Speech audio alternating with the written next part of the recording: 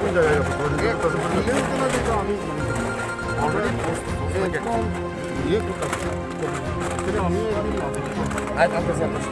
আমরা চাই না যে অন্যদিকে ড্রাইভার ঢুক এখানে ক্লোজ করা হোক এটা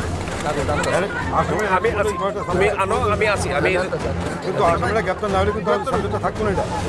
আপনারা দেখতে পেয়েছেন যে উদয়পুরের মহকুমা পুলিশ আধিকারিকের ব্যর্থতার জন্য আজকে 3 দিন আসামি গ্রেপ্তার না হওয়ার পরিপ্রেক্ষিতে খিলপাড়া এলাকার জনগণ নিরীহ সাগরদের হত্যাকারীকে গ্রেপ্তারের দাবিতে রাস্তা অবরোধ করেছেন এবং উদয়পুরের মহকুমা পুলিশ আধিকারিক এতক্ষণ মুখে কুলু পেটে থাকলেও সাংবাদিকদের প্রশ্নের উত্তর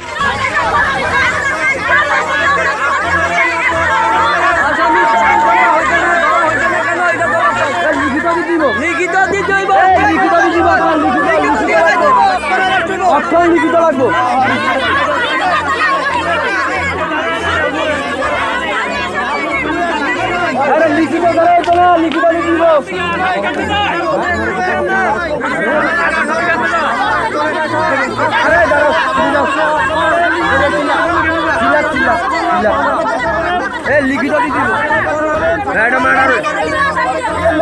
লিখিত দিব লিখিত মারাবো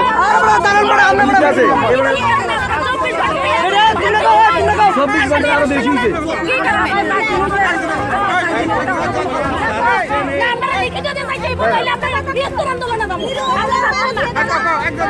কেউ ছাড়বে না পুলিশে ধরা হয়েছে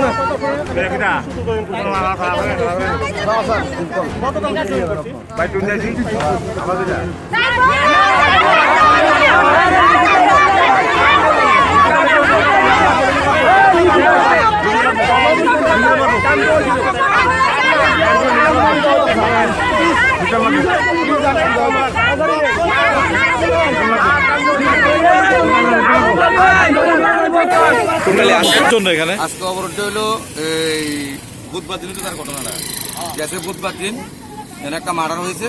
আমরা গিয়ে সেটা থানার মধ্যে প্লেকশন করছি, পেয়ার করছি এবং বিভিন্ন জায়গাতে বিভিন্ন ফোন গেছে। তারা পুলিশ প্রশাসন থেকে কোনো ভূমিকা নাই, যার কারণে আমরা আজকে রাস্তা অবরোধ। মার্ডারটা কোন জায়গায় হয়েছে? মার্ডারটা হয়েছিল এই জায়গা অবরোধ থেকে জায়গা দিয়েছে। কিভাবে হয়েছিল এটা? বাইকে বাড়িতে মারা লেগেছে। আচ্ছা, নাম কি? তার নাম হলো সাগর দে। তারপর কি হয়েছে? তারপরে তো পরে আইসে পরে 1 ঘন্টার পরে আইসে আওয়ানোর পরে তারা সাইকেল টাইকেল ধরে লইয়া গেছে। লইয়া যান আমরা হয়ে গেছে 24 ঘন্টার মধ্যে আসামি ধরবো। এরপর আসামিরও শনাক্ত করা গেছে নি? হ্যাঁ, আসামির নাম, ঠিকানা, পত্র পত্রিকা, মোবাইল সব কিছু। ভূমিকাটা শুনে এসেছি, ওর কোনো মানে কোনো ইয়েই নেই, কমন সেন্স বলতে কিছু না। 4 দিন হয়েছে আজকে আমরা সবাই মিলে এখানে বিক্ষোভ। আমি নিজে গিয়ে পেয়ার জমা দিয়েছি। কোনো দায়িত্ব আমার ওখানে 1 দিনের সময় দাও, আজকে 7 দিন হয়েছে, তার কোনো ভূমিকা নাই। সেটা সময় দেওয়াটা উনি সেভাবে নিয়ে মানে ব্যবস্থাটা নেওয়া হয়নি, আমরা সন্তুষ্ট না সেভাবে।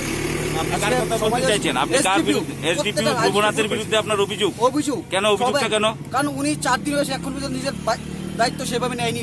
ওসির কথা বলছেন না কেন? ওসি কালকে তো উনি তো জয়েন করেছে, উনি তো জানেন।